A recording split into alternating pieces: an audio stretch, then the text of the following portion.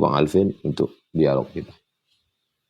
Barakallahu fikum. Wassalamualaikum warahmatullahi wabarakatuh. Waalaikumsalam warahmatullahi wabarakatuh. Insyaallah luar biasa. Kita dapat perspektif baru malam hari ini ya. Termasuk saya, Bapak Ibu, luar biasa pemahaman definisi terkait rezeki. Kalau kita ngaji di sebelumnya itu, kita mau memahami rezeki itu selama ini bahwa rezeki itu sesuatu yang baik gitu, yang Allah kasih, yang bentuknya bukan hanya sebatas materi, bisa itu tubuh yang sehat, keluarga yang sakinah. Tapi malam hari ini Ustaz Abdul Somad menyampaikan dilengkapi dengan satu kata yang luar biasa, satu kalimat yang luar biasa, yaitu rezeki itu adalah semua yang membawa kita kepada ridho Allah.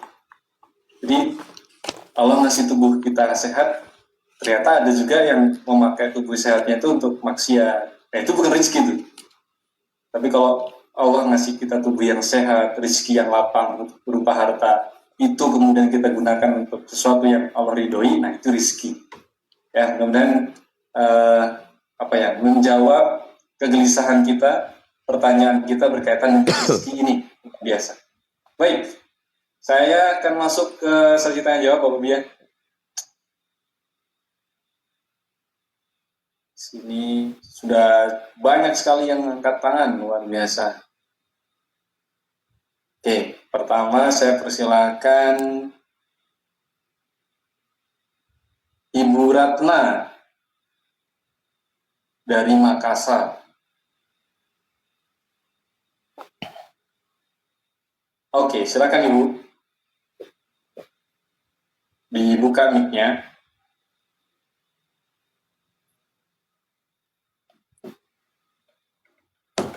Silakan sampaikan pertanyaannya. Assalamualaikum Ustaz. Waalaikumsalam warahmatullahi wabarakatuh. Saya punya dua pertanyaan Ustaz. Yang satunya ini di luar materi. Yang pertama, bagaimana hukumnya ketika sholat yang kita tiba-tiba tidak hilang khusyuknya, dan pada saat kita hilang khusyuknya, kita berusaha membaca istighfar untuk mengembalikan kehusyuan, seperti itu. Terus pertanyaan yang kedua, apakah orang yang terlambat mendapat jodoh itu termasuk ujian atau apa? Sekian Ustaz. Assalamualaikum warahmatullahi wabarakatuh.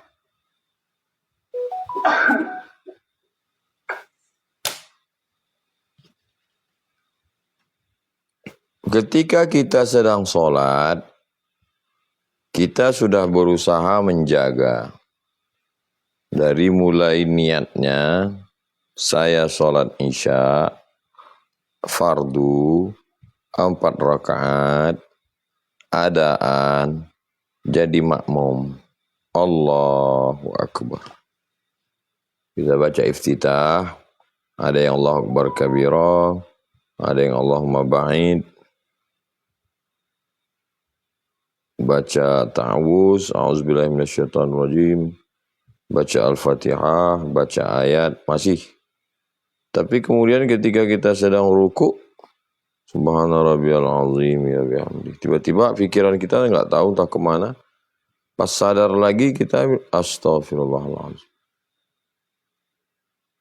Salat tidak batal selama tidak keluar dari mulut itu kata yang selain bacaan salat yang bukan bahasa Arab.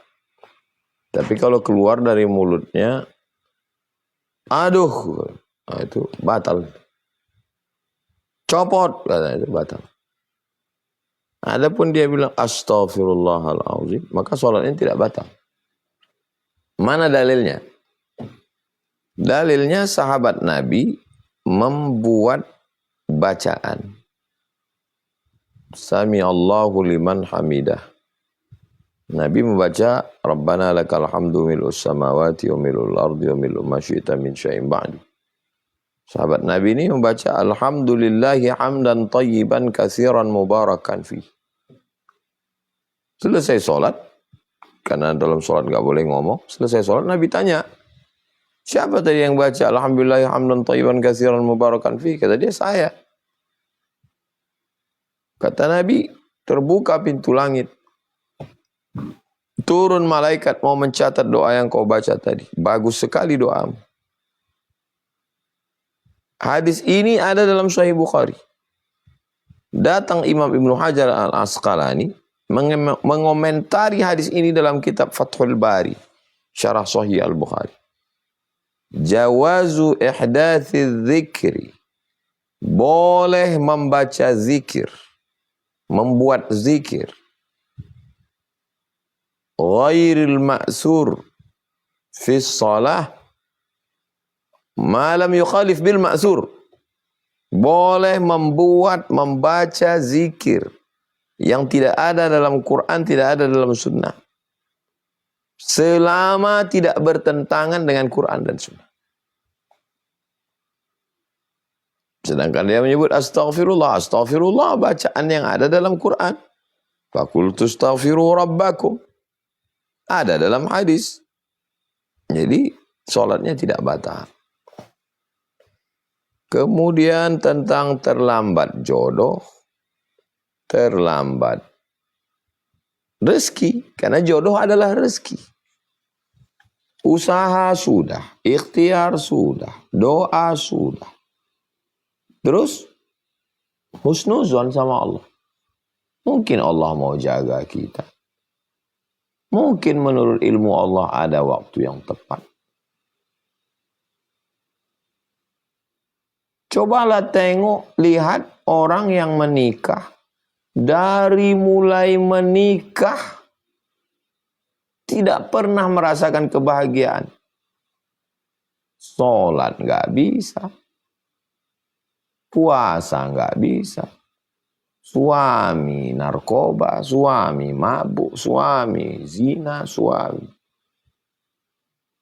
Makanya yang paling indah hidup ini adalah setelah kita berusaha, berikhtiar, husnuzon kepada Allah. Saya sudah mempraktekkan, ini bukan saya omongin aja. Setelah saya berusaha, setelah saya berbuat, saya serahkan pada Allah. Saya husnuzon pada Allah. Sebulan, 2 bulan, 3 bulan, setahun terjadi keajaiban-keajaiban yang tak terpikirkan oleh saya.